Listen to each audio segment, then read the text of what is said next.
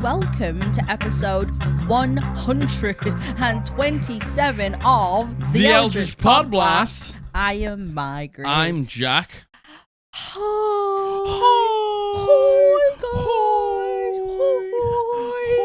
Hi. How we doing? How are you? What we up to? How are you? How are your clogs? Oh, yes. Have you polished them? Oh, yes. Oh, yes. Oh, yes. Man, y'all really want clogs to happen, don't you? Every comment has something to do with clogs. Every comment. And you know what? It's squad blasters all over again. It's people like Margaret. You can't stop the clog train. Blasters, it's squad blasters all over again, but there's a lot more of you now. There's squad blasters all over again, but there's like 4 times more of you than there was back then. Yeah, so you have much more leverage now, yes. I feel. The How does people that speak feel? and we hear. Do we? We do be hearing. Interesting. We do be hearing. Sure. Yeah. All right. Well, my ears are open. Take your clogs off. I'll leave them on. That's okay. Could some say that it is indeed clogging time? It is definitely clogging time. Is clogging time at the beginning or is clogging time at the end? Oh, you're foolish to think the clogging time ever stops. Oh, interesting. I think you're a fool to think the clogging time ever stops. Yes, God, how could I? But, you know, normally it's like no footwear except clogs. Clogs are the only acceptable footwear. Interesting. What if they're not wearing footwear?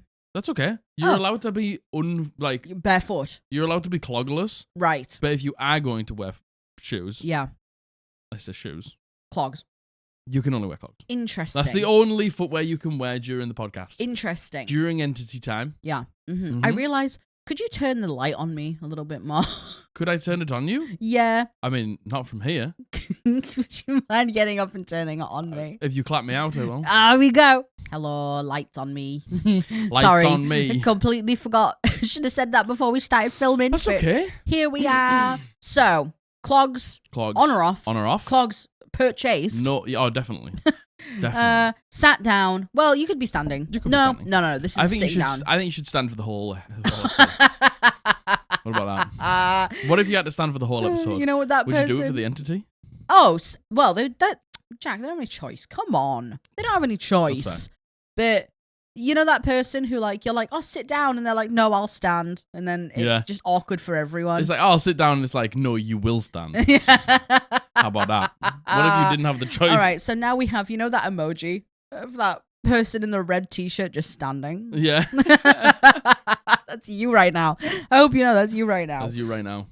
Yes. Hello. I hope you're having a wonderful day. Yeah. I hope you're prepared to stand for an hour and a half. Yeah. What's the dog? Is that our dog or is that kids outside? No, that's our dog. He's crying somewhere. I don't think it is him crying. I think it was children outside, honestly. You reckon? Yeah. It sounded exactly like our dog. It sounded exactly like our dog crying. I woke up thinking that our dog had died in the night. Because he didn't get on the bed. He didn't get on the bed. For once, but he was so tired because yesterday he was just so naughty. Yeah, he was so naughty. I don't know what happened to him yesterday, but he was just like, we streamed, I think it was because we streamed Pokemon for 5 hours. Yeah. So we streamed Pokemon for 5 hours, and basically it overlaps with his tea time. So I have to, like, you know, get up halfway through and give him his tea, and then he's like, well, now I want my Snuffle Mat, Dad. So I give him a Snuffle Mat, and then stream went on for an hour longer than normal. So he was dreadful. Yeah. And then that behavior usually stops, like, when the barrier goes down, and then we get to see him and stuff like that. But it just continued on it. Yeah. All night. He was a bit of a demon. Nothing but a demon all night. So I think last night he just passed out. Yeah, last night he just went to sleep, and he was like... Yeah. Oh, God, he knows we're talking about him. Oh, no. Don't worry about him. So anywho, dog... Demon. Confirmed demon. From Satan. Hellhound. Hellhound. Yes, indeed. Hellhound. Spawn of Satan. And I don't think there's much in terms of what we've been up to. Nah. Played Pokemon for 5 hours. We played Pokemon for 5 hours. We Come caught join a us lot Tuesday, of Pokemon. 3 p.m. GMT. Yeah. We started streaming on TikTok. Yes, we have. Yeah, we've started co-streaming on TikTok. We've only, by the time we're recording this, we've only done it twice. But by the time this goes live. Oh, yeah, by the time this goes live, we've only done it twice. And it's been a lot of fun. Yeah. Thank you so much to everyone from TikTok who made the journey over from TikTok to Twitch. Yeah. We know that it's something that is kind of hard to do. Yeah, it takes a lot. But there's been a lot of you. Yeah. There's been a lot of you that have come over, so thank you so much. It's been wonderful to have so many new faces in chat. It has, yeah. And also, thank you so much to all the Squad Blasters for always welcoming people with open arms. You're so great at it. As soon as someone's like, "Hi, first time here," the amount of people who are like, "Hi, welcome in. It's really, really clogs. Nice. Oh yeah, yes, indeed. They're a loner though. We're taking your blood, so make sure you give me it back. Yeah. Just the usual stuff. Yeah. Just the usual good stuff. Yeah. You're all really great for it. So you thank you so much. So if you fancy coming along to one of our streams, please do. We stream every Tuesday, Friday, and Sunday. Yeah. It's a really good time. And it is. Hey, if you're a lurker, we love lurkers here. Yeah, you can lurk. Oh, we love our lurkers. You don't need to be chatting all the time. Do the ! Lurk commando and see what happens. The entity will take you. If you're on the fence about it, everyone is really, really kind, really nice. And you're aware there as well. So it's good fun. It's good crack. Yeah. It's good stuff. While we're on topic of it, if you like us, throw the video a like. Oh yeah, hey, so two things. If you like us, if you like us, subscribe if you haven't. Yay! Like the video, hit the bell, comment down below. It's vlogging time. All the good stuff, all the best stuff, all the stuff to help out the video. But also, we have another objective. Ah, yes. We have There's a lot of objectives here. There's a lot. Hey, listen. Look, we're the quest givers. Yeah, we're the quest givers. You are the adventurers.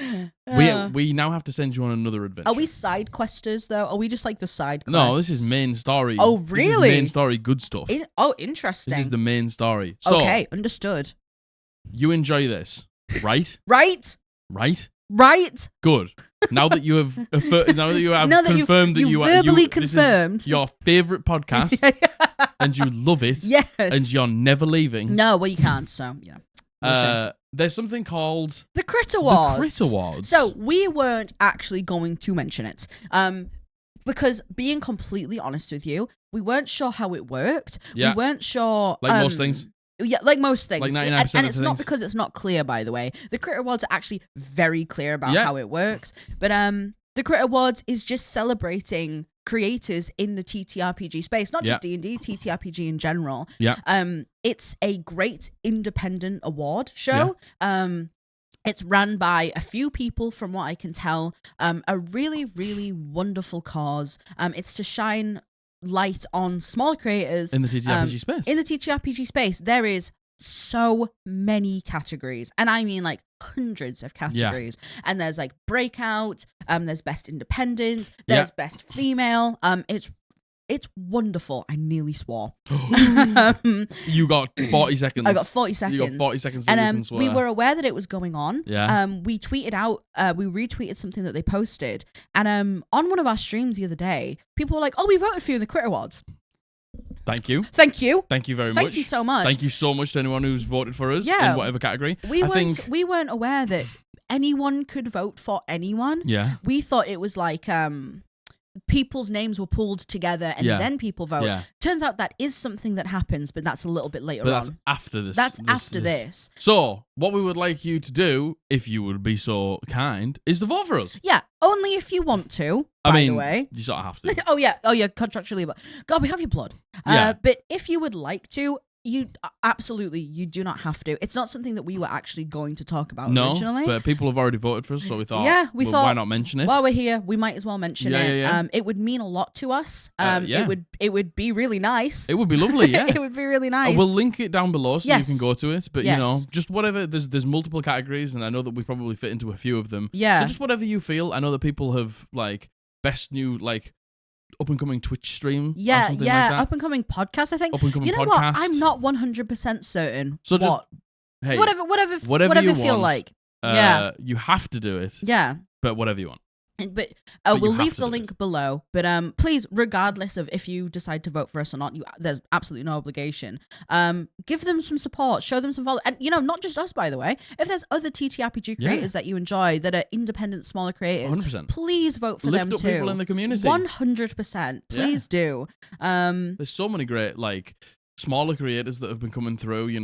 Realizing that this is a space that isn't going anywhere. Totally. That is something that people are clearly just massively interested in. Absolutely. Now that a spotlight has been shone on TTRPGs from places like Critical Role, from the D&D movie, from Baldur's Gate 3, like people are just realizing that this isn't something that's just like a fad. Yeah. It's just something that's going to stick around. Yeah. And that's great because that means we can just, have more people who feel like this is a space that they can create in. Exactly. Which clearly is working. And Because then there's more and more creators Yeah. popping up. There's more live plays. There's Exactly. more like podcasts like ours. There's more things like what we do. Advice channels and things like that. Exactly. And that's what we need in this space. Because, it's not a particularly easy hobby to break into. No. But most of the time, it's a very welcoming hobby. Very much so. Yeah, People very want, much so. Like, you to come in and feel welcomed and understand that we'll help you here. Yeah, absolutely. And I also feel like it's kind of like a lifelong thing as well. Once you actually get into a TTRPG and you get to that point, I've always talked about when you gain sentience in the game, it's normally a lifelong thing. It will be for us, certainly, and all of our friends, certainly. Yeah, 100%. So yeah. It's like my brother. Like, he's just started playing for the first time. This is like today is going to be his 3rd session playing D&D. But I just saw him at the weekend, and he was like, "When can I come play D&D next?" Yeah, because he's just so excited to play it. And I'm just like, man, honestly, if his job wasn't as like tough to organize around, because basically, his job is like 4 on, 4 off. Yeah. So it's impossible to get him there every week. Yeah, if he could, I'd invite him because he loves it. Yeah, he does. He does really love it. He really does. I'm so glad he likes it. But it's great that he can join us. The gap in between this time to last time is much shorter than it was. I think that's what we'll do. The first time round. I really enjoy having him. Yeah, because good. he's my brother and I love him very much. Yeah. But it's nice to see him. He's an adult with a child. Yeah. Like in a proper he's a job. proper like adult, 9 to 5 or like proper adult. Proper adult. Yeah. And it's just amazing to see him. Like, I remember when I invited him for the first time and he was like, it awoke the inner nerd in me. Yeah. It's like it's kind of like playtime. Yeah. You know what I mean? And I feel like that is something as adults we just don't do enough. We just do not play he gets enough to forget as adults. about, in the nicest way, being a parent. Yeah. Because and all the things that comes with. Yeah. And being like the job that he does. Yeah. And he just gets to be Eridan, the paladin. Yeah, exactly. He gets to shed his skin entirely and be someone else for 4 hours. You can just see his like strategic brain turns on. And he is strategic, by the way. He likes to problem solve and like think of like different ways around situations that isn't just combat. And I just like, and I'm gonna try and like fit a few moments of that into tonight. Yeah. For him. Yeah. Because that's what he loves. And it's just great. And like this is why the space is so great, because somebody like my brother who didn't even know that TTRPGs were a thing. I remember when I mentioned Critical Role to him, he was like, I can't believe that's like an actual thing. Yeah. And then he comes to play and he's like, I can see how it's an actual thing. Totally. And when do I get to play next? And someone who, we were drama kids. Yeah. Obviously, look at us.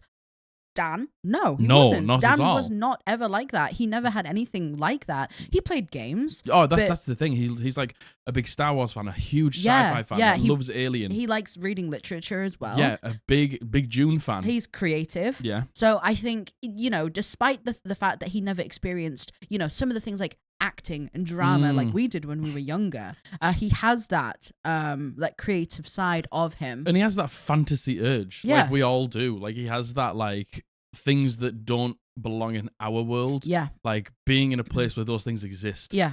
Like just a fantasy world that he can escape to that is just not like real life. Yeah, totally. And, you wouldn't think Dan would enjoy something like D&D, but he certainly does. I mean, enough to be literally asking me, is his character okay? Exactly. What's going on with him? I told him that he could potentially be in trouble, and he was like, "Can I come?" He was like, "If I come, will my character not be in trouble anymore?" And we were like, "Well, you're gonna have to find out, aren't you?" But you can come, and we can, give it the best shot. And he was like, "I'll be there." Yeah, and exactly. Like that for me is just like to see his desire to play. Yeah, just reminds me of all the reasons that I love the game. Yeah, totally. And I think for you, I don't know what it's like to have a sibling. I don't know what it's like to have that type of relationship. But, obviously you were children together once. Yeah. And when you were children, you enjoyed doing things together. Yeah. You played games together. Well, see, this is the thing. Very much not when we were children, but when we were older. Yeah. Like, because me and him didn't get on at all when we were children. But when we were young adults, like when I was like, maybe like 20 and above. That's when we really began to like become friends. Yeah. And wanted to spend time with each other. And then that's just carried on as we've gotten older and older and older. And it's just great because he is busy. Yeah. And it basically just gives us an excuse to hang out. Yeah. The thing is, we're all busy. Yeah. Right. We're all really busy, but he's got just such a whack schedule. He does. But you know what? It's the fact that he's willing when he's like not at work to dedicate time to it. You know what I mean? It's just so good. Yeah, no, it is. I love so much. It is. And, that kind of circles right back round to these spaces have to be welcoming. Yeah. These spaces have to be open to introducing people who you wouldn't even necessarily think would be interested in D&D to it. Yeah. Like, there's a chance. Well, we know for a fact there's so many people who watch our videos who are like, I've never played D&D before. I might never play D&D. But the fact that you welcome me and make me feel welcome feels good. The amount of friends that we made when we first made the Discord and we used to hang out in the voice chats all the time. Yeah. So many people like, I've never played D&D before. Yeah. But like through having a community that is so welcome to help me learn and support me as I go through. Like begin to like build up the courage to maybe try. Yeah. To maybe like make some friends in this community and try and put a game together or something like that. Exactly. And that's all we ever wanted from this community. Yeah. To like because again, TTRPGs in terms of like their accessibility, not massively accessible. No. Like complicated. Yeah. Sadly, a lot of gatekeeping. A lot of gatekeeping, yeah. Like, that is washing away now, thank fucking God. It is. Because of, not just channels like ours, like, just the way the community's evolved. Yeah. So it's, like, being able to build a space where it's, like, it doesn't matter who you are, where you are, like, what you identify as, like, what job you've got, fucking what religion you follow. It's just, like, we're just here to have a good time, look after each other, play TTRPGs, and teach each other about what is, like, good etiquette, bad etiquette, good ways to do things, bad ways to do things. Totally. And, just give advice and talk about it. Yeah. And that's all we ever wanted. For every person who has had a bad experience, like how many horror stories do we read where it was someone's first experience and they had an awful time and they considered never picking D&D up again? We need to be the people who can prove that isn't how it is. And that shouldn't have happened. Like, for every bad experience someone has had, there is hundreds and hundreds and hundreds, thousands of great experiences to be had. You just have to be given the space to have that, I think. And that's exactly what all we ever wanted to do. All we ever wanted with the channel. I think, I can very confidently say we've done that. Oh, we've achieved that. We've achieved that. I agree. And, I'm not one to talk us up. I'm not one to talk myself up ever. No. But I will say, and I think when I talk about the community, because it's talking about all of us together and not just me, I'm able to be kind about myself through proxy of you because you make it really easy to be kind. Yeah. Because you're all incredible. So, yeah. Well done. Don't know how we got there. But, well done, you. Thank you. And well done, you. Thank you. Well done, you. Well done, us. Well done. We've worked really hard to make sure that this is... We've worked really hard. And we have our morals and we stick to them. And we would do anything to protect them. Yeah, of course we would. So all of that to say, go and vote for us. Oh, yeah. Oh, yeah. Right? Have we sold you? Have we sold you down the river yet? All that to say is go and vote for us in the Crit Awards in whatever category that you feel is necessary. And thank you very much. Not only for if you do vote for us, if you don't, it's absolutely fine. Yeah, like, but you don't have to. Please do go support some of your fellow creators who you enjoy. Anyone you enjoy in the TTRPG space. Please go support them. Please go support the Crit Awards. It's all about lifting each other up. Because if we didn't have community, we wouldn't have anything. No, and thanks for being here. Yeah, thank you. Thanks for being here, most of all. Yeah. We had a couple more things to go through, but shall we just get on topic? Yeah. Yeah, we'll just get on topic. We'll go through the things next episode because the other stuff isn't pressing. Yeah. Yeah. Yeah. Yeah. Yeah. All right. All right. Well, all right. To go from really positive to really negative, we're doing horrible house rolls. It's horrible house rolls, baby. What do you think? All jokes aside, I say it's called horrible house rules.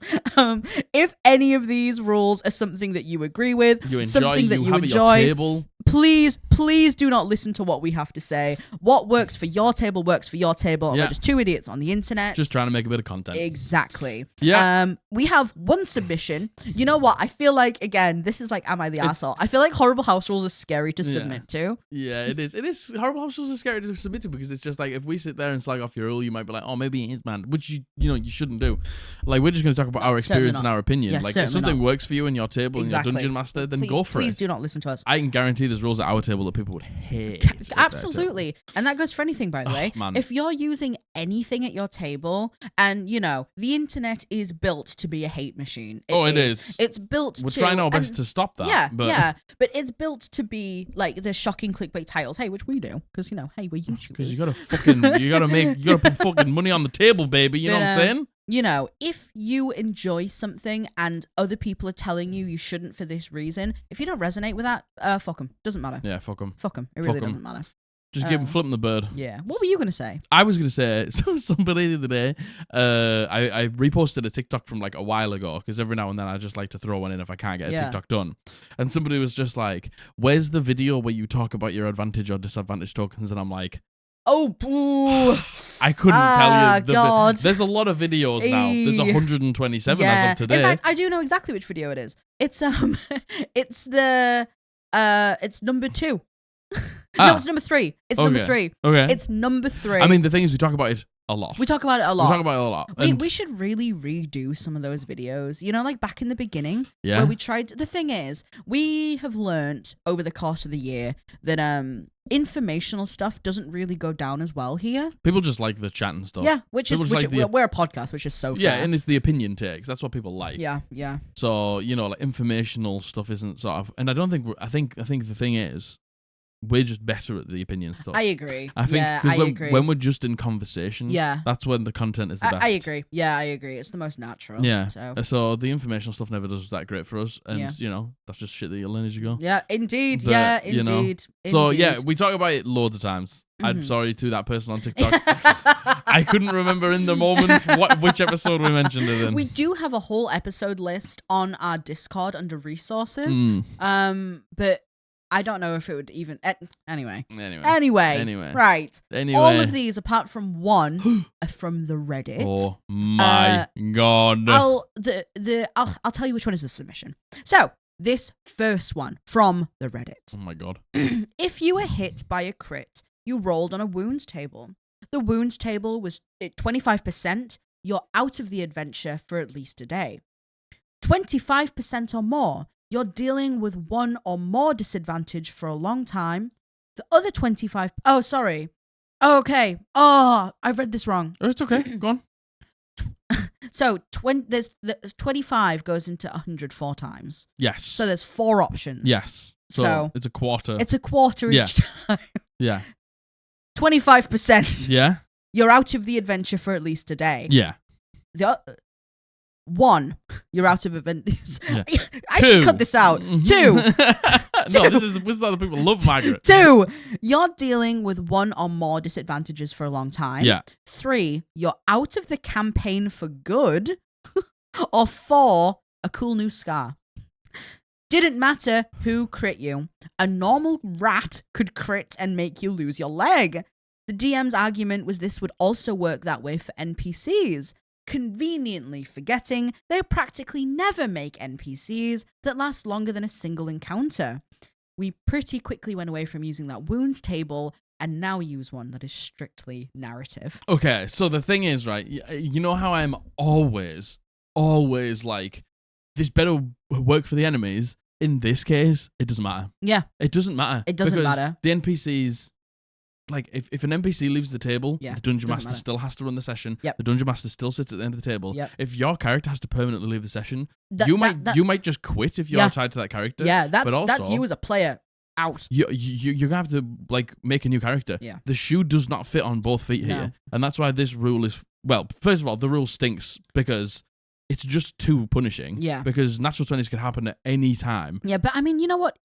Genuinely, you're out of the adventure for at least a day. What are you going to do? What are you going to do? Physically, what are you going to do at the table? And again, it's like one of those rules that creates cheesy gameplay. It's just like, oh, well, I'm out for the day. Should we just take a long rest? Yeah. And it's just like, and then the Dungeon Master's like, well, no, you can't do that. And exactly. Well, what else do you want me to do? Yeah. And like, then it's like, you wouldn't play an NPC for a few sessions for like a day. No. And it also depends how long a day is, like in terms of like IRL play. Yeah, like do you do like a day as a session? Yeah. Is that what you do? Because if that's the case, if you get crit at the beginning of the game, you just sit there for the rest of the session doing nothing. And you know, you're dealing with one or more disadvantages for a long time. First of all, I need you to specify how long a long time is. I mean, and the thing is, it's probably like your movement speed is reduced by 10 or something like that. Or like your constitution score is reduced by 2 or something. Like those are the sort of disadvantages that usually come up in these horrible tables. Yeah. Like they're just, and what's a long time? Like 4 or 5 sessions? To have your movement speed reduced or something like that for that long is just ridiculous. Horrible. Maybe a turn in combat. Yeah. is like good because, you know, maybe the battlefield can change in that moment. Yeah. And disadvantaging for like one turn in combat is something that we can deal with. But for I imagine multiple sessions. Well, for a long time, it insinuates to me that for multiple sessions, and then a cool new scar. That one's so very much. And the whatever. thing is, it's like I don't really like messing with that either because it's just like a lot of people paint characters in an image that they want to see. Yeah, definitely. They model them off themselves. They model it on something that they could never be. Yes. They want to just like escape this flesh sack and be something else. Yeah. So if I'm just like, oh, you now have a like scar across your face, they're like, oh well, that's just like ruined it for me. Yeah, totally. I don't like messing with people's images. Yeah. At all. Yeah. Like I even struggle sometimes with like magic items. Like take Abby for instance. Yeah. Abby's so particular about how her character looks, like so particular.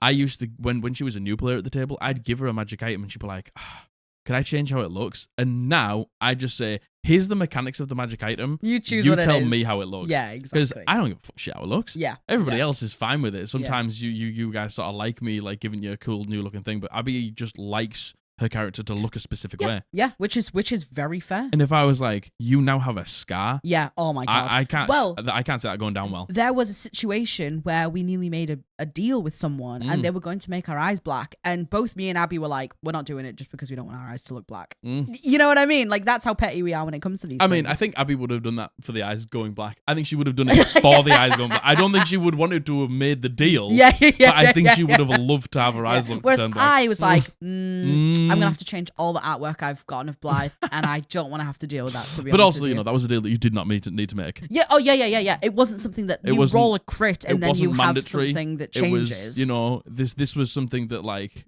you could skirt a pretty difficult encounter, which we did, to potentially get some inside scoop, but also potentially have some downside. It was, you know, a deal on both ends. Yeah. Like, but again, you're dealing with more disadvantages, and you're out of the campaign for good. And the thing is, the campaign for good. What's that about? If you get hit by a crit. So the thing is, crits from enemies. Well, I was going to say feel bad. I think crits from enemies can kind of be exciting sometimes. Yeah. Oh, yeah. But, you know, to have this feeling of dread, like 3 out of 4 of these things are going to be absolutely debilitating for me. You're not only waiting for the damage. Yeah. You're like, oh, what else? And then to know that if you get a crit on them, like, sure, you can do these things, but like there's to what end? Because there's no point. Yeah. Like, okay, you're out of the campaign for good, but you crit an enemy, that means the combat's just over, and then life goes on. Yeah. Like, it's not, it's like you said, it's not debilitating for the DM in the at all, slightest. because the DM still has to be there to play the campaign. Yeah, exactly. Yeah. But it's also the fucking stupid part of like, you could get crit by a rat. Like, I love these stories where it's just like, my character went out in a fucking blaze of glory. We were fighting a dragon, and it was the dragon on me. Yeah. And it's like those homebrew rules where it's just like, I went down, I can forego all my death saves and die, but just like, I can keep swinging, or anything's a crit that I hate and stuff like that. And like, you know, I sacrifice myself to protect did this my for party. them, yeah. Yeah, exactly. Like, or a rat bit my toe. We rolled on the 75% chance. The third option, I'm out of the campaign for good. That stinks. Well, this is my second. Somebody new comes to the table and they're like, "Oh, how did your last character die?" Oh, I got bit by a rat. Got bit by a rat, mate. Got bit by a rat. I sat in some stagnant water for too long. Yeah, I got some horrible illness. That stinks. To be fair, though, OP does say, "We did move away from the table." Like, good. Yeah, good. Me thinks good. Me thinks good. Me thinks good. Me thinks that's good. That was the right choice. That's probably the right choice. Yeah. Again, I'm not a fan of any crit tables. Yeah. Like, you know, narrative, like small silly things, funny. I just do not like the them. thing is, it's like we like crit fumbles. Like, if you roll a 1 and something goes drastically wrong, but it's just like, we just narratively think of that. Yeah. We don't roll it on a table. No. Because the thing is, it's just like, when you roll on a table, you are literally restricting yourself to like 20 options, 100 options. It's just like, when you fumble and I tell you something bad happens, that's just because of the situation. Yeah. You rolled a 1 when you tried to do something that you're really bad at and it was really funny, or like you did something really bad in like a really tense situation and now you've been found out. It's just like, I didn't just roll on a table. Yep. So I don't get it. Agreed. Don't like it. No, me neither. No. All right, this next one. This is the submission. This is the submission. Oh my God. This has been sent in by Jaden, and he uses he, they pronouns. Thank you, Jaden. Thank you, Jaden. Combat in D&D is one of my favorite parts of the game, but all too often I feel like it can get to the point of trading hit for hit if you don't have some kind of second objective or otherwise. Yep. I love putting things in at my table to spice it up, so here is a rule that I have been considering. If a creature hits on an attack by more than a certain margin, I'm thinking of starting at 5 and going upwards to like 10 or 12 at later levels as attack bonuses increase. Yeah. They can choose to forego half their damage to instead impede the target in some way. This would be completely up for discussion in the moment, but I'm thinking about things like cutting their Achilles to halve their movement, attacking their wielding hands to give them disadvantage, or one less multi-attack, taking out an eye, etc., etc. Yeah. I think it would bring a nice level of strategy to combat that isn't normally considered. I would love to hear your thoughts and critiques on whether you think this would work and how I could balance it properly so that it doesn't feel stinky. After all, this would have to be an option for enemies as well. Yeah. I think that's a brilliant idea. I do too. I think that is a brilliant idea.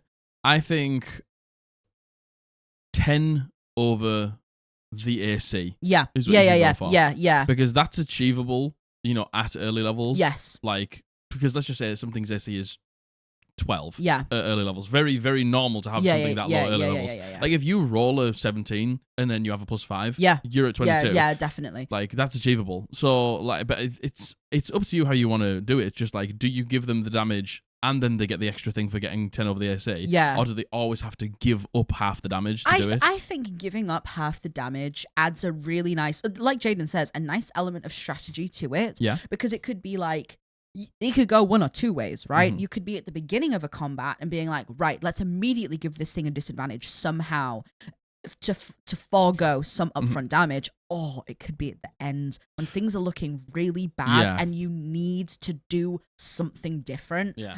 I really like this. I think this is a really, really good one. I think, I think that whatever it is, though, has to only be in effect for one round. I don't think it can until the end of your next turn. Yeah, end of your next turn or something like that. End of your next turn. That's really good. Because the thing is, if it is persistent, and you make a good point, it has to be for enemies as well. Yeah. Having your players out for more than that, or having to work with like you said, half movement. Could be really brutal for the whole combat. Yeah, so I think if you get like 10 over the AC, you get to like give up half your damage to inflict this. The thing is, it has to be don't have a table, just don't have it. But just be like it's open for discussion. If I think it's too much, like I can say no. Yes, totally. But things like giving disadvantage on next attack, giving taking away one of the multi attacks, reducing its AC by 1, getting rid of its movement speed, not being able to cast a spell above a certain level or something like that. Like that's awesome. Because then it's just like it's as creative. If there is all these second objectives, it can be as creative or as simple as the players want it to be. Absolutely. And I think I would. I was actually going to say. I was actually going to say the opposite. Do have very clear parameters of what they can do, but that is just me because I'm very, very bad at reading between the lines. But the thing is, we could at the beginning of the campaign, you can say all those things that we just mentioned there, like the movement speed, like the AC or something like that. Yeah. You can be like, all of these are options. Yeah. But if you want to do anything else, because let's just say there's something really specific that we want for this one combat. That isn't applicable to kind of anything else. Or something like it gets knocked prone, or like it now no longer has like a fly speed or something like that for the rest of the turn. To like ground an enemy. Like if we just like take the shackles off and just say anything can go as long as I deem it to be. And you want to come up with this rule for your players, so I imagine you're probably going to be pretty lenient. But some people might just take the full piss. Yeah, I don't even think that. I just think for people who struggle to be able to think of something on the spot or read between the lines. But I actually think that's probably up to your party better than we do. Yeah, but like then see what works best for your party. You can have the table. This is what I did. Remember last campaign with that magic item? I was like, here's the table of all the things that I can think of right now. If there's anything, that you can think, like maybe it gets vulnerable to a damage type or something like that. In the moment, if your players think of something cool and you're like, yeah, all right, Like, I think it should be. Yeah. You should be able to do that. Yeah. But No, that's I agree. just my chaotic DMing style of just being excited about what happens. No, I agree. And to be honest, Jaden, it sounds like you're very similar because you said it would be something that would be up for discussion in the moment. I think that's good. But also, if you do need to have set parameters, don't feel like you can't. Don't feel like you can't. Don't feel like you can't. But also feel like you can add to it too. Yeah, I feel like if you want to leave it up to your players to be creative, because that's when some of the best moments in the game happen, in my opinion. I completely agree. And it's just when you're like, you have no options at all, and you just have to pull something out of your ass and hope it works. Yeah. Like, those are the best moments in D&D, agree. I think. And, you know, like I said with the last one, it's a table. Like, it's a fumble table. It's just like, why can't we just have, like, specific things happen in the moment narratively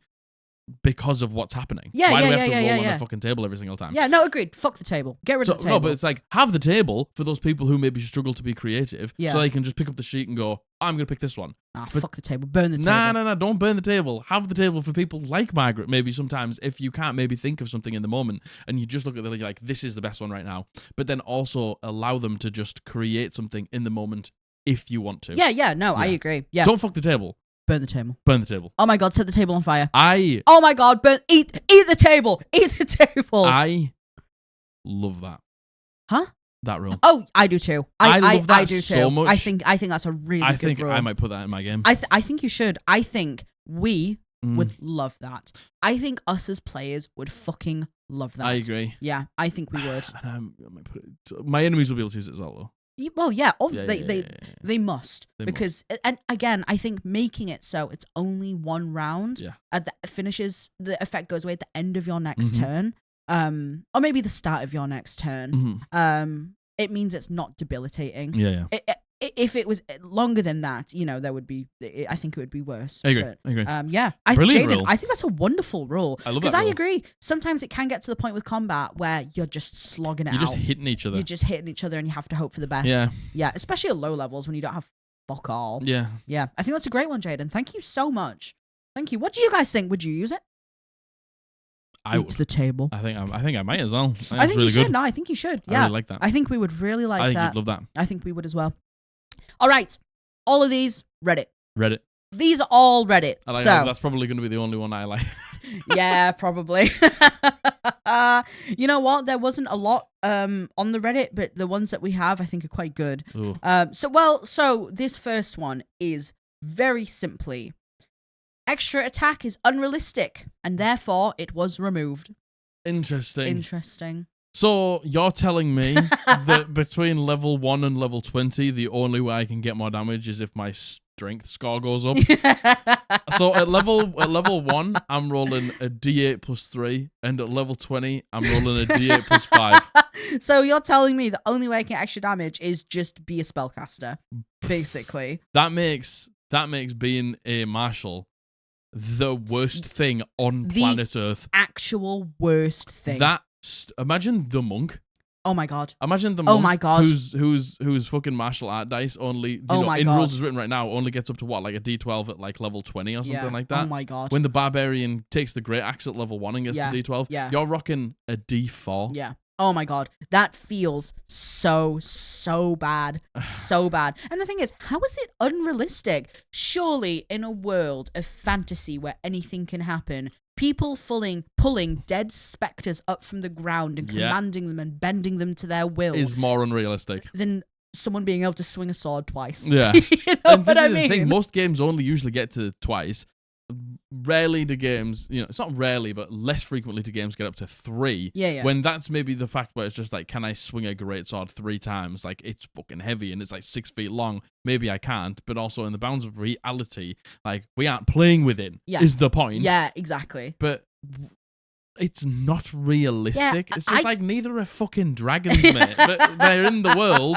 Neither are liches. Yeah, neither is necromancy, but it still happens. I do want to know why they thought it's unrealistic. And this was also someone talking about their DM. This isn't theirs. But it's just like, did you get rid of all spellcasters as well because they're unrealistic? Yeah, I know. Like, to what end of the unrealistic, right? Man, imagine having so little imagination that you ban multi-attack. Yeah, man. And again, especially at higher levels, as marshals, multi-attack is one of the only things you got going for you. Really, yeah. Like, obviously you have your class abilities, etc. Yeah, but like that shit fucking dries up towards the end. It's like you get a lot especially of the stuff. PHB stuff as well. See, the thing is with PHB is actually a little bit more balanced in terms of like it gets good later. Whereas with fucking like Tashes and that, it's like you get it all, you get all the good stuff at the beginning. Yeah. And then it's just like, if you aren't getting like multi-attack and other things like later on in the game, boring. It's so boring. Oh my god, so boring. I leveled up. So boring. My health is bigger now. Yeah, and then and that's it. Well, and then it gets into the realms of things like bonus action attacks. Yeah. What if you're a dual wielder? What if you take the dual wielding feat? Yeah. You know what I mean? What if you've spec'd into being able to do that? The Gloomstalker. What about the Gloomstalker getting their extra attack on the first round of combat? Do you just take that away? I know. Do they get that or do they not get that? Don't know. Like, man, I don't know. Poor marshals. Oh my god, leave marshals alone. Leave them alone. Leave marshals alone, please. Leave them alone. Oh my god. Haste. What happens if you get hasted? What happens if you get haste? What happens if you get hasted? That's unrealistic, Margaret. I can't believe it. Oh, yes. No, yeah. Oh, my God. That's so unrealistic. Yeah. The fact that you could ever possibly magically get another attack, unbelievable. I would really like to know. Sorry, there was someone at the door. There was somebody at the door. Someone at the door. They were delivering me some t-shirts. Don't know what we were saying, but... Unrealistic. Unrealistic. I can't believe you would ever consider the fact that your character could swing a sword twice in 6 seconds. Unrestful. Unrestful. So we've done it before, but let's just do it again. This is 6 seconds.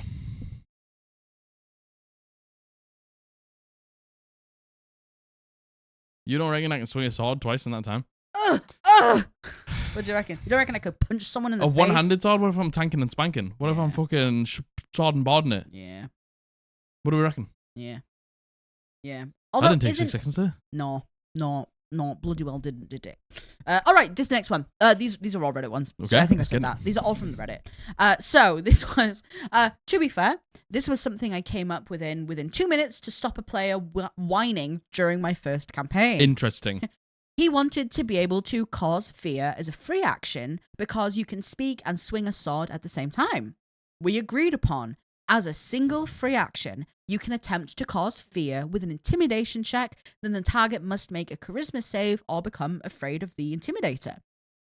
He tried it on the encounter boss, a bandit chief, and failed. Bandit chief did the same and won. The only way for his paladin to get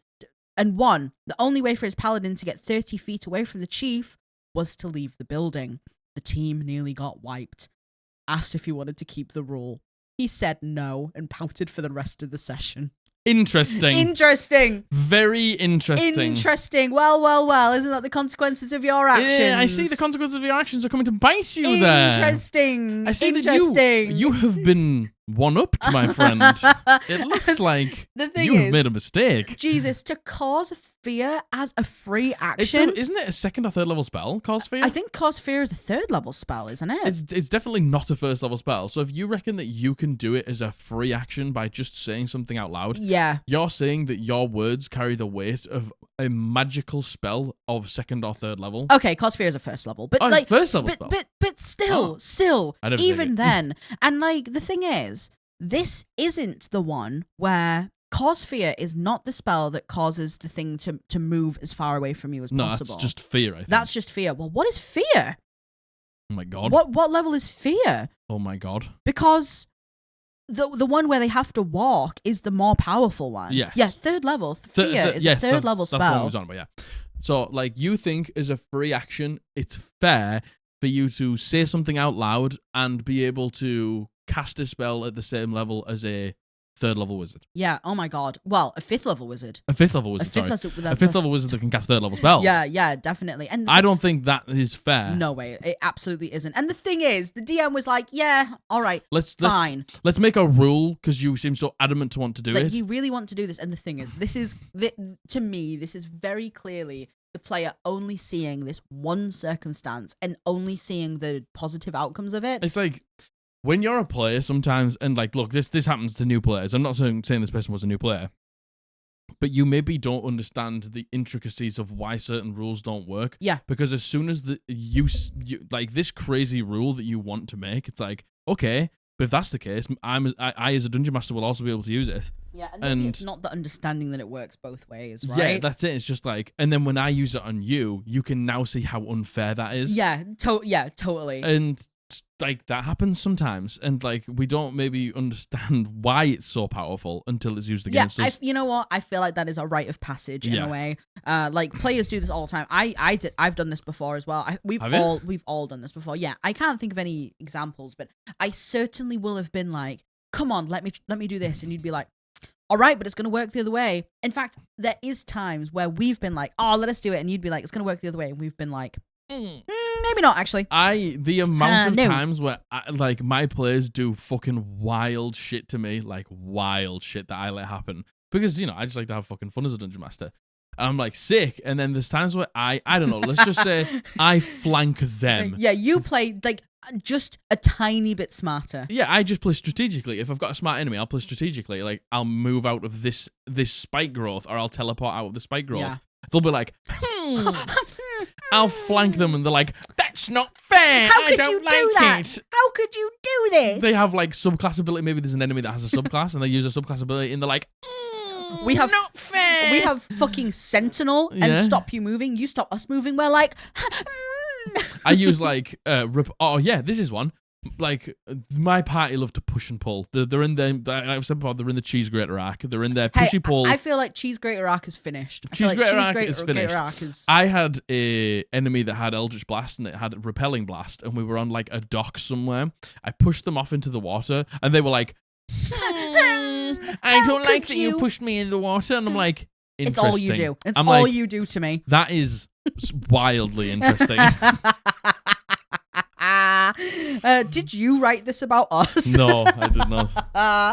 But I feel like this is very much the consequences of my actions. And also, it's just too strong. Yeah. It's just way fucking too strong. Way too strong. Man, do you remember when Rayla had fear? Yeah, and man, it was fucking impossible to balance. Rayla could absolutely lock down a combat entirely. Yeah. Like even just having a couple of things. If we're fighting one thing that's feared of Rayla, yeah, it was so hard for you to get around it. You would fucking run in, cause fear. Let's just say a couple of things get feared. Yeah. We didn't have the one where things retreated. Yeah. It was just they couldn't come closer. Everyone would just run to her. Yeah. And then they just shoot the enemies from like 30 feet away, and I just could do nothing about it because I couldn't save. And it's so strong. Fear is so strong. Fear is so strong. Frightened as a condition, in my opinion, is bad. Yeah.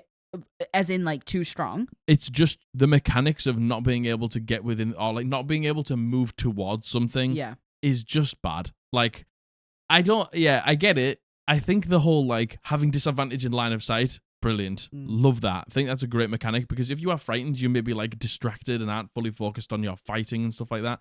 So having disadvantage makes sense. Not being able to move like closer to them just literally breaks encounters. Yeah, you know what? Again, if that was used on us, oh my god, we'd be kicking off. Imagine if all of you fucking failed. Yeah, we'd be so and upset. I was just like nuking you from miles away. The thing is, it wouldn't be so bad for the ranged, but like for me and Josh. For you and Josh? Oh god, it would be horrible. You'd be useless. Yeah, it'd be horrible. Like, and that's the thing. So I just don't think it's a particularly great mechanic. Agree with the disadvantage in line of sight. not being able to move closer. No, I don't agree. That. I agree. Once again, consequences of your actions. The consequences of your actions, my friend. That's just a funny one. I feel like that's just a funny one. All right, onto I don't like that rule anymore. Onto a not so funny one. Uh-oh. Clerics need to pray for their spells to work. Therefore, all spells work like the divine intervention feature. Oh, that's hilarious.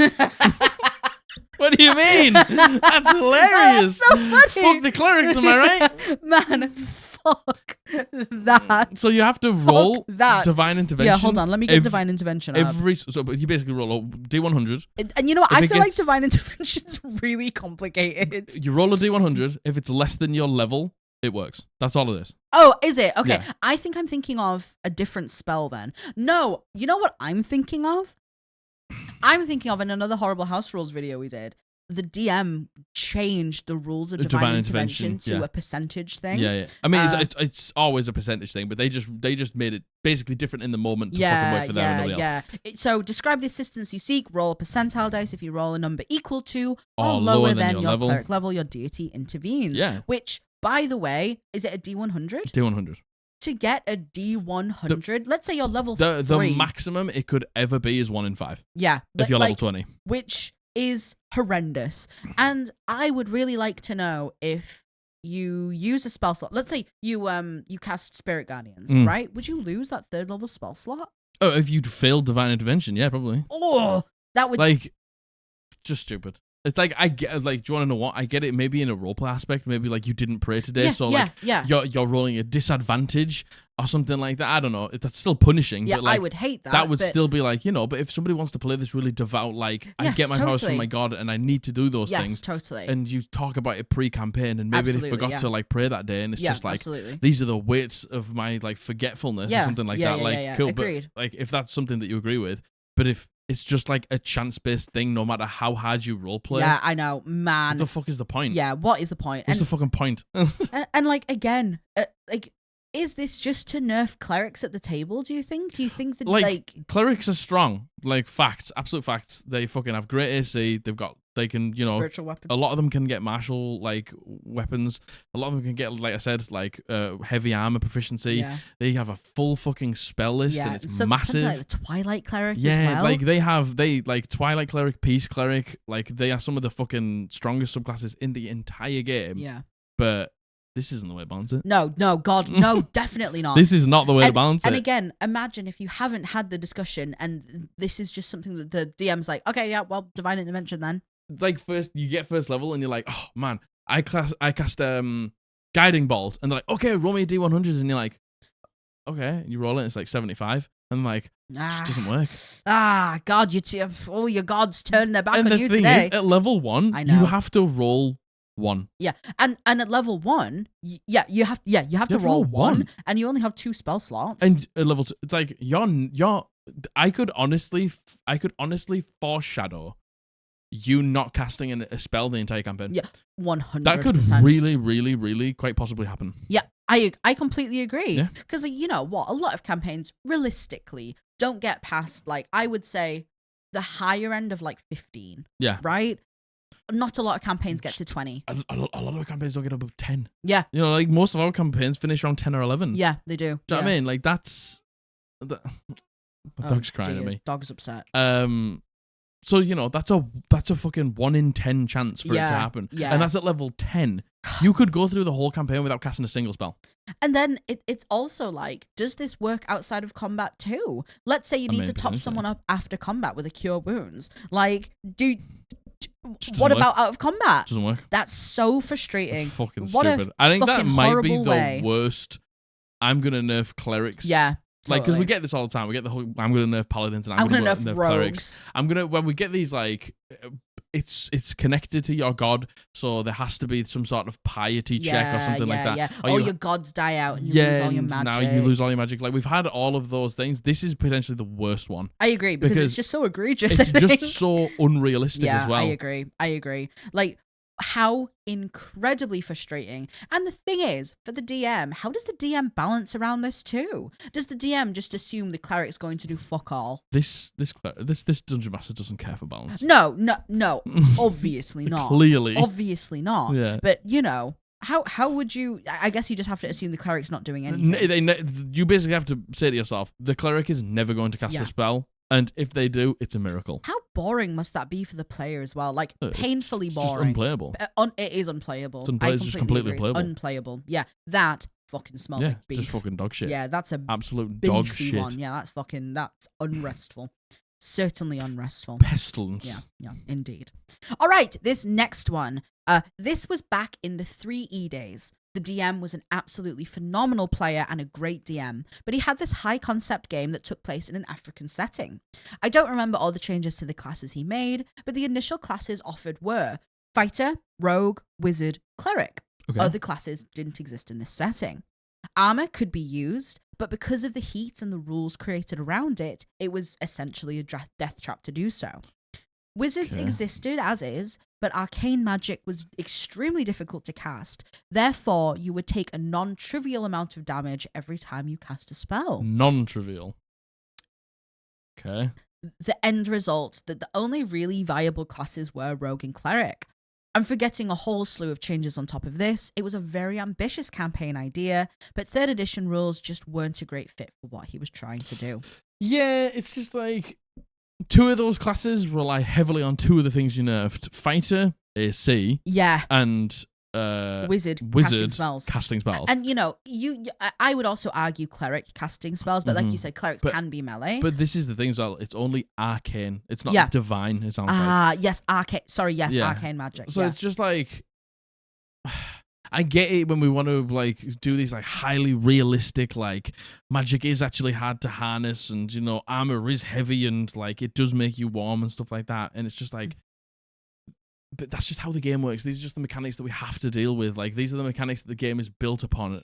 And I understand if people are up for it and stuff like that, we can maybe make these like really high conceptual, like gritty, realistic games. But most of the time it doesn't happen because we're just getting rid of fundamental rules and mechanics to narrative. You can just narratively tell something and really like lay it on thick. Yeah, totally. Without changing the game. Yeah, and honestly, that's why I put this in, because I feel like, the idea of like a high concept thing is something that I personally love. I think a lot of players and Dungeon Masters love. I agree. And like, to be fair, like this player says, the DM was a phenomenal DM, a great player, had this idea that was potentially just too ambitious for that rule set. Yeah, and I would also say, like, if you have this high concept idea and you want to change things and you're having to change too much, why don't you take a look at other TTRPG systems? There's probably another system out there that would work better for what your concept is. And I'm telling you, most of the time when it comes to things like this, it is just so much better to just narratively say, flavor it. Yeah, it's fucking red hot. Agreed. Like, arcane magic is tough to tap into. It's just like, so you're you can just theme it like, oh my god, you got from level 1 to level 2. Like, you're really starting to somehow find a way to tap into this arcane, like these ley lines or this like bloodstream of the world or something like that. Like, you for some reason are able to do that, not just like you can't cast spells. Yeah, and maybe every now and then have something happen where there is consequences to using these things. In terms of things like the armor, don't have it's so hot you're always going to take damage. Maybe have it be something that's on a scale, and maybe every now and then you have to do like a constitution check, and if you fail the constitution check, you just take some damage or something like that. Yeah, or you get like a 1 D&D point of exhaustion or something like that. Yeah, exactly. Like, I feel like there are so many ways to do it, but to be fair, also as OP says, this was in 3E. Yeah, I don't know. 3.5. I know basically nothing about 3rd edition. No, neither do I. So, I can't speak to if even that stuff was something that was viable or not. I mean, I'm telling you right now, AC was still a thing. Yeah. And, casting spells was still a thing. Yeah. So fundamentally getting rid of those 2 things is just impossible. Yeah, agreed. To balance. Yeah, agreed. I think that's just a good example of like good concept, bad execution. Yeah, totally. I'm telling you, if you want these things to work, just use them as narrative storytelling tools. Don't use them as mechanic shifting. Yeah, don't use them as constants as well. Especially punishing mechanical shifting. Yeah, totally. If it's like lifting your players up with this mechanical shifting, then it's just like, also just be careful that it's not going to get out of hand. Yeah. But just do it as a storytelling tool, not a I don't know why we always feel like we have to get our grubby mitts on the mechanics of the game and like shift it. Like, because 5e is not a perfectly balanced game, I understand that, but at the same time, it clearly is good enough to be the most popular TTRPG system. Is it the best balance? No, but it's obviously good enough to play. Yeah, so I think it truly, all these changes just come from ambition. I genuinely think that. And there's sometimes where it comes off, but it's rarely when it's the nerfing part. I agree. It's usually when it's the uplifting part. I very much agree. Yeah, I very, very that much might be agree. a hot take, but... No, I agree. I agree with you. Yeah, I think that was just a good example of... Yeah, I agree. Yeah. I agree with you. All right, these next 2 are from the same person, but separate takes. Oh my god. So this rule was... Is the dog licking himself? Yeah. Sorry about that. I could hear him. So this is not rolling initiative. Whoever talks first goes first. Okay. I mean, Daggerheart is releasing something like this. Oh, really? Yeah. Daggerheart doesn't have an initiative system. Oh, do they not? No. So basically, the whole mechanic is like the fear and hope. Like every roll like that you make outside of combat or something like that, you roll with fear and hope. And when the Dungeon Master gets fear, they get to use that like is against the players. So Yeah. they get like cash that in. So in combat, the players all can be like, right, I want to do this, and then somebody will be like, oh, great, I'm going to actually come with you and do that, and then somebody else will be like, right, I'm going to do this, and at any point the dungeon master can go, I'm going to spend a fear to attack you. Yeah. Oh, so yes. It's like, yeah. It's like you know, like lucid. Is it lucid? Free flowing. Lucid. Lucid was not the word. We're I was so looking, aware of what's going on here. Free flowing. Really just like I can't think of the word that I was trying to say. Let's stick with lucid. Lucid. Free flowing combat. Yeah. And like the thing is, I actually like that. Josh has taken the 1D&D version of Alert where you can switch initiative with anyone. And when I DM'd, I had the rule where you can switch initiative if you want to, because I think there's nothing worse than the person who likes to go last being like, oh my god, I'm first. Yeah. Like, I think The switching initiative. Yeah. I think switching initiative is actually a really good thing. Yeah. And I like that. However, whoever talks first. Yeah. I can't get down with that. See, is it every at the top of every round after everyone's gone? Is it the person who talks first again, or is it when you talk first? There you are in the initiative. I'm assuming it stays like that. Yeah, I'm assuming because it's like that. But the thing is, more confident players are just going to go first. Though, aren't they? Well, that's exactly it. And the thing is, I actually don't think there's anything wrong with more confident players going first. I mean, there is if a less confident player wants to go first, but they just don't get the chance to. Yeah. Well, that's what I was going to lead into. If it's not something that's all agreed upon and it's just whoever talks first, I feel like that leaves so much room for potentially it getting like really like toxic isn't the right word. Yeah, it could though. It getting really chaotic. I think it could be a little fucking toxic cesspit. Yeah, like people just talking over each other and trying to talk first, then someone being like, "No, I talked first. It was me. I said it first. Yeah, you know what I mean. I saw it. Like something like that wouldn't be an issue at our table because we always work together, but tables where they don't work together all together have this like less cooperative way of playing. Sorry, I got the smell of KFC. I got the smell of KFC and it really threw me off. There's no smell of KFC, is there? No. It might just be something from outside. The windows open. Sorry.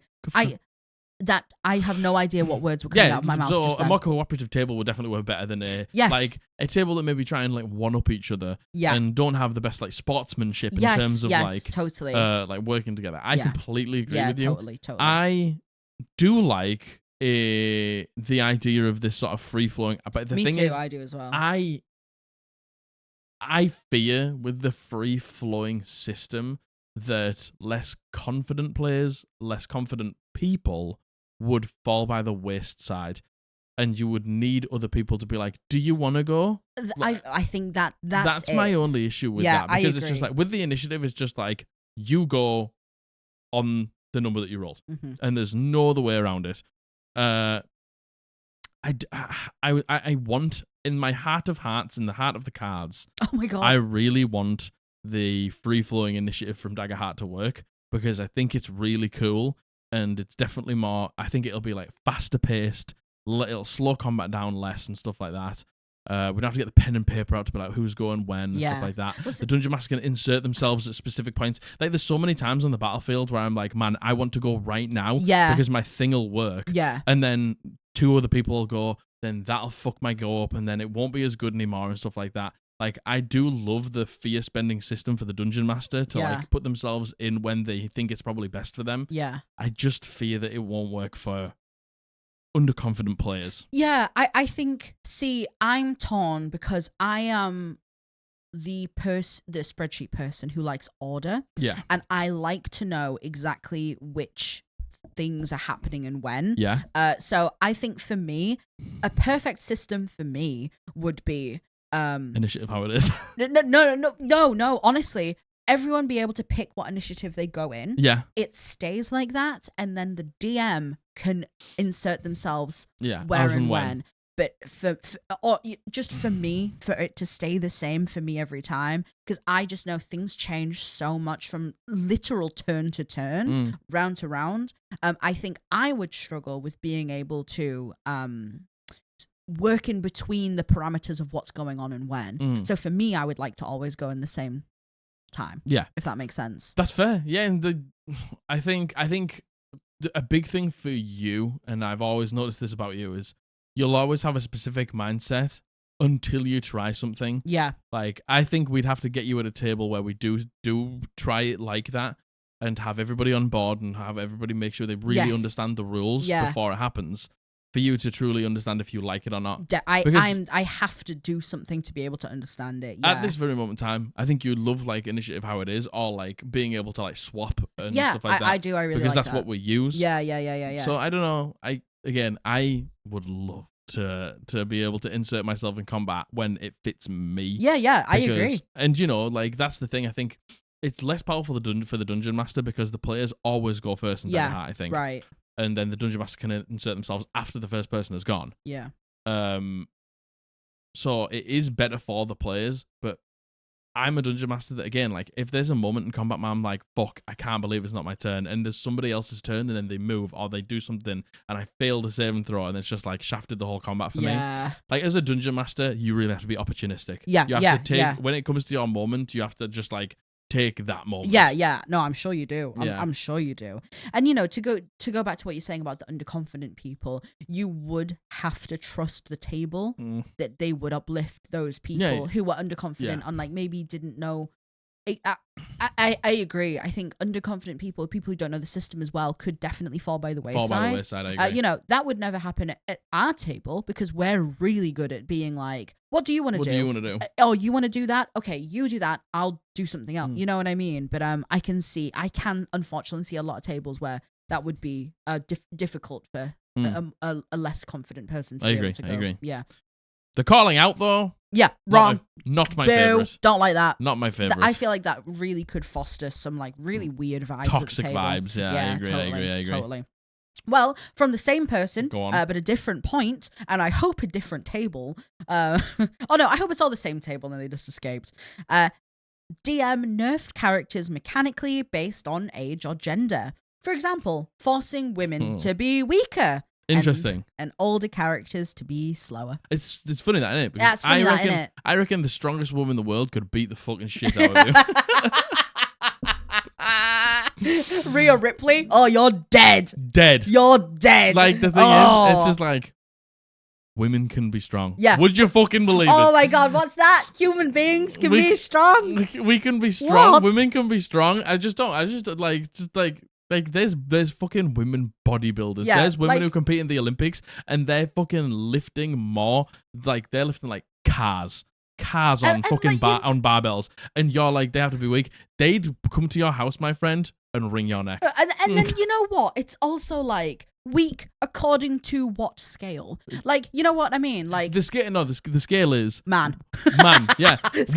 Woman weaker than man. Yes. Oh, yes, of course. But again, there's many women out there, my friend, that could probably beat the shit out of you. Me. Yeah.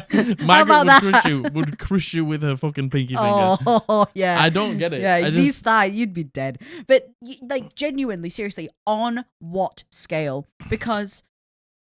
someone could look at me and go, yeah, weak. Compared to what, though? Compared to what? Compared to you, maybe. But compared to... To me, I don't think so. You beat the shit out of me. That's true. But, like weak compared to what? And I hate things like this where it's like, women have to be weak and older characters have to be slower. Like, first of all of that shit stinks. Like, there's like, I see, like, when you watch, like, marathons, like London Marathon, there's old dudes, like...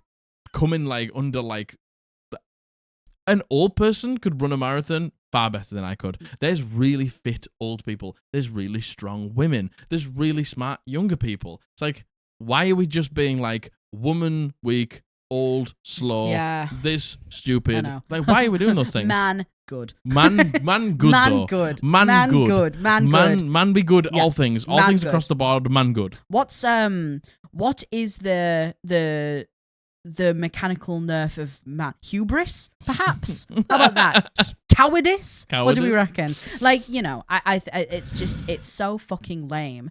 And it's also like that saying of, you assumed I couldn't, so therefore you decided I couldn't. It's like, you assumed I was weak, so therefore you made sure I was weak. Yeah. Like, it's the most backward shit ever. And that's what happens when we get into this cycle of being like, oh yeah, weak.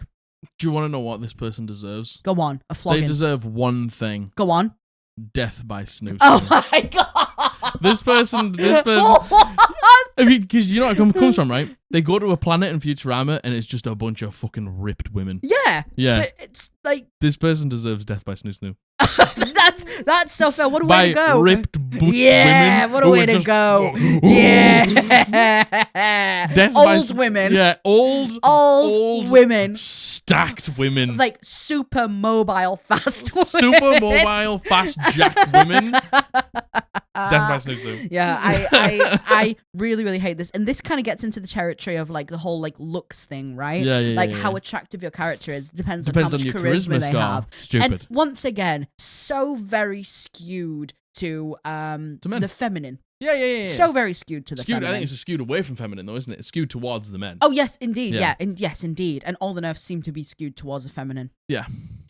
So, interesting. What a fucking stupid one. I think that says something about you, my friend. Yeah, it does. And what it says is death by snoo snoo. Yeah, yeah, it does. Yeah, Jacked old woman snoo snoo. I think. That's what you deserve. But should we put that on a t-shirt? That's the jacked old woman snoo snoo? Yeah. Yeah. Death by snoo snoo. Oh, well, this is your second to last. This is your penultimate. Your penultimate. So get ready. Put your clogs on. To be honest, clogs are very low maintenance. Easy to slip on and off, your clogs actually. should still be on right now. So you're probably all right. Oh, yeah, you're still standing. Sorry. Oh, yes. Yeah. Goodness gracious. I know your your legs are shaking because you're really tired, but you can continue. Yeah, you're quaking at the knees. Otherwise, it'll be snoo snoo. Yeah. Oh, yeah. Everyone drops to their knees immediately. Please. Please, the snoo snoo. All right, so not D&D, but a friend wanted us to play a TTRPG. None of us were allowed to learn the rules and the lore beforehand. We weren't even allowed to know what the game was called to prevent us from looking up the game. The idea was that all of our characters were recently transported to a magic world, and he wanted the players to be just as clueless as the characters were for immersion's sake. Okay. So the thing is, right? I completely agree with one part of this. Go on. I completely agree with the part where it's like, don't look up the module. Or something like that. Oh, don't look up the story because you could spoil it for yourself. And there's nothing better than seeing a story unravel at the table. I know there's some people out there who do like to spoil things for themselves. Yeah, Abby, and like she will have a better time knowing what's coming, and she's still excited for it. Yes, and I get that to a degree. Not knowing the rules though. Yeah. Not knowing the rules of the game. Like, I understand that you might not know every bit of the rule when you're new, but just having at least even a fucking fundamental idea of how the game goes. Because, like, you know, I do understand the sentiment of everyone just going in totally blind, being just as clueless as the characters, having to all work it out together. I understand that in theory, but in practice, could you imagine a table of, like, upwards of, like, 6 people all sat there going, what are we doing? Like, can I do this? What looking is this? at these alien set of dice that you've never seen before. The dungeon master being like, can you give me a perception roll? And they're being like, what? Like, tell me that is going to be the slowest game you've ever seen. Like, this is the thing. When I brought my brother into play, I went around his house, we filled out a character sheet together, and then I was like, right, this is how D&D is going to go. This is sort of like how it is. Yeah. And I gave him a scenario where him and Margaret, because Margaret was there with me, were breaking into a room that was guarded by guards because they wanted some treasure and they wanted to find a way out. And, like, I basically, you know, he got to roll a d20 and look at his stats. He got to roll an attack and understand what damage he would do when he hit and stuff like that. I made him roll a saving throw. I made him do, like, some skill checks and stuff like that. Like, that just helped him for when he came to the table. Yeah. And I was like, give me... He was at least kind of familiar with it. Give me a perception check, Dan. And he pointed at the d20 and he was like, is this one in it? And I was like, yeah. You know what I mean? Like, him just having that basic fucking understanding of when I ask him something, he has to roll a dice and add something to it. Yeah. Exactly. That is never going to create a worse time than not knowing that. I agree. And you know what? I feel like this could just be so frustrating. And the thing is, I understand that the DM's like, I want it to be like this. But I also can't help but feel like in practice, the DM would be sat there like, we're not doing anything. We're sat here having to work out what people's pluses are. Yeah. And then I'm like, could you have done a character sheet before? Yeah. To be fair, they said this is not D&D. It's a TTRPG, so it could be whatever. Yeah, there's probably some sort of character sheet, I imagine. Surely there is some sort of attribute that goes towards your character. I could be wrong, but... I'm completely wrong. It could just be But, Go on. Oh, no, well, I also, you know, the lore... I also think it's kind of important to know the lore. Like, like a world primer. Oh, yeah. Like, I think it's important to know. But not the story. No, I definitely agree with like, we're playing Curse of Strahd. Yes. Don't go and look up Curse of Strahd. Oh, yes. No, I very much agree Do you know what I mean? with Like, that. that is very much like, I would ask my players to do that. Yeah, no, I agree. Yeah. But I would also want to know kind of at least like we're in Barovia. Oh. Yeah. Oh, like, it's ruled over by this guy called Strahd. Yeah, like the tone, the setting. Yeah. Like, for me, those are really important things I have to know. Yeah. Because when I do know those things, my characters can be so much better fleshed out. I mean, you say that because you're a seasoned player, though. Yeah. If you didn't know anything about D&D, you wouldn't even know that you needed a character backstory or anything but like then that. again, let's say Curse of Strahd, there's like, there's vampires, there's monsters. I feel like a lot of people would be like, okay, well, I'm a vampire hunter. Cool. You know what I mean? Oh no, I completely get you. But I think there's a lot of times where players like you and I would be like, I'd like to have a world primer, because then it's just like, if I was new, wouldn't mean heads or tails to me whether I had a fucking world primer or not. Well, see, I personally disagree from only my perspective, because I've always been the type of person. I've made OCs my whole life. I've given, when I make The Sims, I give them backstories.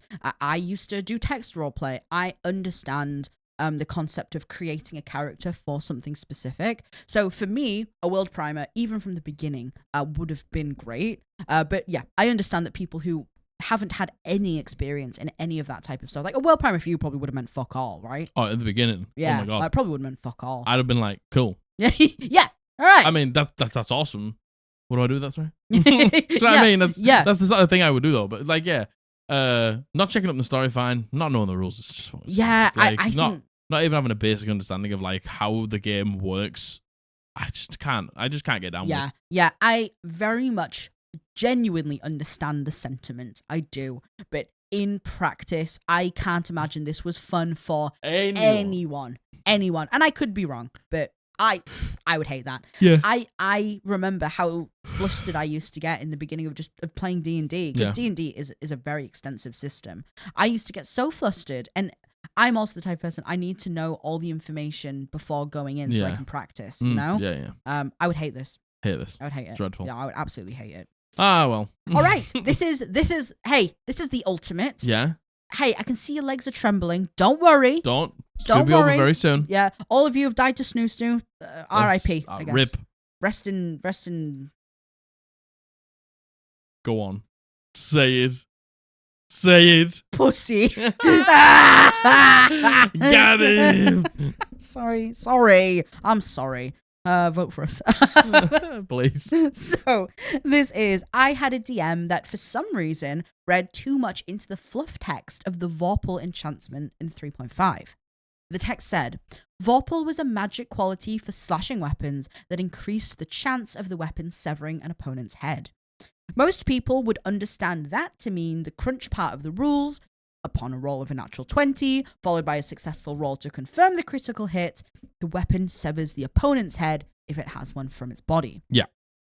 The DM, for some reason, said that the chance was a D100 roll anytime we rolled a nat 20. So in combat against an archmage that was wrecking our party, I was able to get in position and get a Vorpal hit. It would have ended the fight immediately, and all the players cheered. The DM, who at this point had not told us about this rule change, told me to pick high or low. I didn't know why. Oh, God. But I picked low, and he rolled his percentile. I ended up cutting off my own head. Yep. I knew that was coming. You know what? I knew that was coming. Hey, everyone, if you saw that coming, take a drink. Yeah, take a drink. How about that? The Vorpal Sword is in 5e as well. Oh, is it really? Yeah. Like, if you get I'm pretty sure it's similar mechanics of if you get a natural 20, you just behead the other creature, cool. and it is dead. Cool. Like, the Vorpal Sword is a thing in the DMG. Cool. But that's not how it works. No. This is like how I get a natural 20 with my Vorpal Sword, and, there's a chance that I can behead the enemy or something like that. Maybe in this game it is a chance, like I have to roll a certain number, and if I do, it's like, that's it, combat's over. Like, the natural 20 actually just means I behead it, it is dead. Yeah. It's not a chance to see if you behead it or you. And that's it. That's the big difference. And again, you're like, what is the need to change these rules? But the thing is, it's like, was it a need to change, or did they genuinely just read it wrrong? Well, yeah, because I guess the chance, the DM said that the chance was this, where most people understand that. Yeah, there's a yes. Do you want to know what? Maybe there's the benefit of the doubt where I'm like, they just fucked up and didn't realize that the chance could have been. Yeah, but also, I've read enough of these stories to be like, they did that on purpose. And it's also like, OP says the rule at this point had not mentioned the rule change at all. That's why I'm thinking that they thought that everyone knew that was the chance. Yeah. See, I'm like, maybe they were like, yeah. But, again, I think maybe we're just jaded. We're jaded. Jaded by the internet. Yeah. But again, it's like they cut off their own head. Like, what a terrible way to go. And how does that happen? How does it happen? Yeah. Maybe you swing so mightily that you like begin to spin yourself round, and as you begin to spin yourself round, the sword slips from your slips from your sweaty grip, and as you do, you sort of like counterspin the other way, and it like slices your head off. Yeah, maybe.